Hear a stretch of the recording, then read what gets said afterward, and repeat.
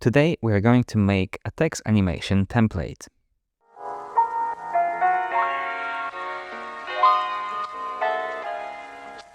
In this tutorial, we're going to make this simple looking template. What's interesting about it is that it's responsive, so I can easily change text. And you might notice that everything updates, including the color change according to the number of characters, the little accents at the bottom. The whole mask is responsive as well. And I only used a number of keyframes to control this animation, so it's super flexible to set up, update, and reuse. If you want to play around with the templates I put together while researching this tutorial, I will upload the project file to Gumroad, which you'll be able to download for a small donation fee. So let's jump into Cavalry, and we will need a simple text layer. I'm going to use Montserrat font and maybe pick something like a bold font weight. Center align it, and let's just make it slightly bigger so we can see what is going on. We need to add a mask of sorts around this text, which will update no matter the number of characters we're dealing with. And the easiest way to do it is to reuse the background shape. So let's add a background shape and let's rename it as text mask so we know which layer does what. So the background shape allows us to add essentially a background that will fit within our string. So for example, if I add extra characters, you can see the whole thing resizes and fits perfectly. So select your text shape, go to masks, and simply drop the background shape into the track mat. So now let's animate our text. I'm going to use auto animate behavior, and this little tool allows us to add a bunch of motions using only 2 keyframes. So at the moment, as you can see, the whole thing jumps from the top and settles in with a little bounce. So let's go through the settings, and I'm going to turn off the opacity because we don't need it, because we have a mask going on. Now the distance and direction of motion is wrong because currently everything moves top to bottom, and I want it to move from the bottom up. And as well, half of the text is not masked by our text mask over here. So we need to fix that. We need to dynamically calculate the distance of this text layer so the animation is offset by appropriate amount so we don't see it until the whole thing settles in place. And we can do this with measure text tool, and this measure text tool simply outputs dimension of a string based on its font and font size.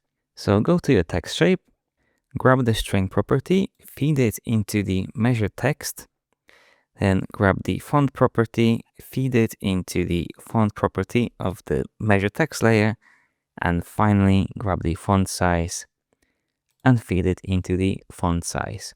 So essentially we linked all the properties from text shape into this measure text tool, and we've got the dimension of our text shape, which is height and width over here. So I'm going to add a math layer to distance, then grab the height of the text and feed it into the first property and simply multiply it by something like 1.3. So this means that I'm using our text shape height and increasing it a little bit so I get extra padding. So now the whole thing disappears out of view without problems. And finally, I'm going to change the angle to 180 so animation comes in from the bottom rather than from the top. Let's change the timing a little bit. I'm going to change the delay to -7 so this whole thing happens much quicker. And I don't want to see this kind of bounce going on. This bounce is caused by this extra overshoot at the beginning, and I don't want that. So we can turn off the magic easing. And what I want to do is maybe settle my animation at around frame 30. And you can play with the graph editor if you want to change how the animation looks and feels, but I'm going to use the curves plugin, which will allow me to add magic easing the way I want it to be. Perfect. I'm happy with this motion curve. Now I'm going to change the timing mode to normal, so we have animation coming in from the left side all the way to right. And let's rename this layer as, and this one as offset distance. So now I'm going to animate the color of our text. So let's add a submesh, go to Fill tab and add color blend. So we can't see anything because we got black and white colors, but let me change this. So color blend allows you to blend between two colors using this gradient, using the strength slider or the fall off tab. So what I'm going to do is add 2 extra stops, maybe space them out evenly, and you can pick your colors you want, but I'm going to use my pre-selected colors in a scene. So simply I'm going to grab my colors and plug them into the gradient stops. Perfect. So I have my colors linked on my gradient, and let's rearrange them. I want to end up on the dark gray. Maybe something like this, and we can push the yellow a little bit.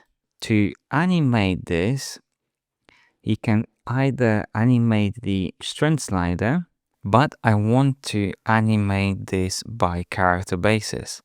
So to do that, we need to use range falloff. Range falloff will allow us to transition this color change across individual characters using this transition size value. Now, if I change this to something like 3, you can see the transition is much more narrow. So what I would like to do is use the number of characters in our string to make this transition. And we can easily do this with string length tool. And simply we need to grab our string and feed it into the string length tool. So the string length will output the number of characters, words or lines, and we can use this value for our needs.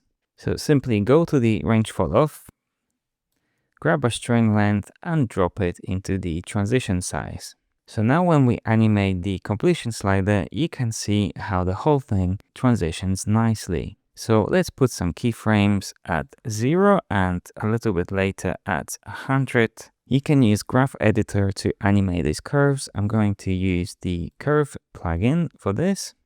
And let's preview the animation, and the color change happens a little bit too quickly. So I'm going to simply offset this. So when text comes in, we've got our animation going on until it finally settles. Perfect. So it's up to you to tweak it. And I'm going to rename my layers so I know what is going on. Okay, so we have our animation in created. Perfect.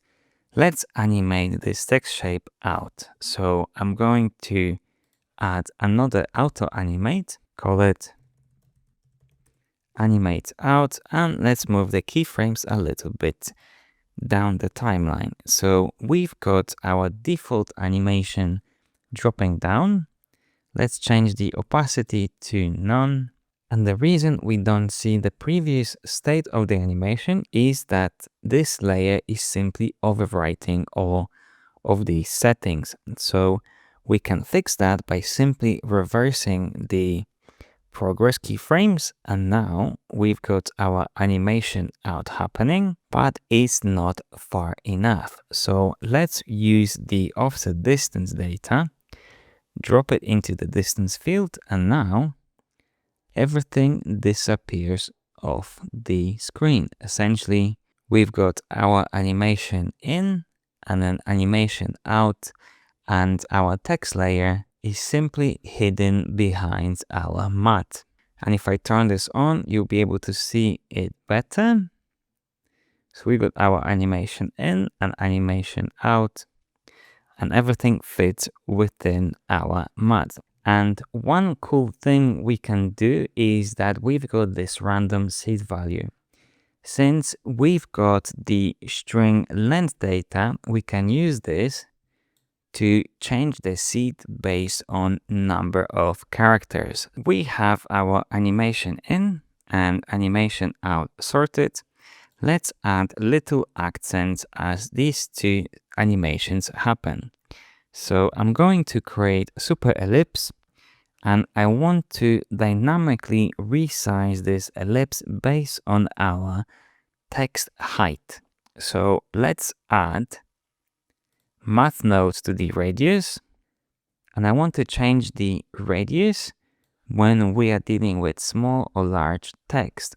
So the best way to do this is simply use measure text layer, grab the height data, drop it onto the first field, and then let's use something like 0.15.